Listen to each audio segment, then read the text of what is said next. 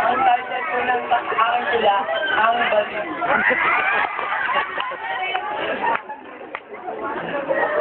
Ang bading ay pangatlong kasarian. Tatanggapin niyo ang tuluyan. Kung hindi, ay agad ko kayong satabunutan para matikman niyo ang gusto niyong malaman.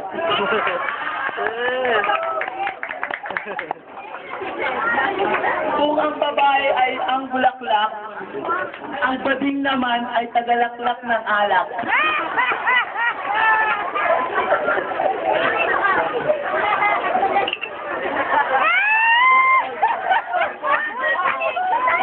Ang babae ang kaluwalhatian.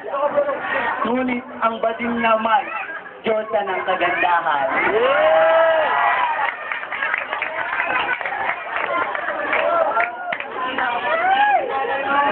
Nika. Alam namin na lis kami ng landas.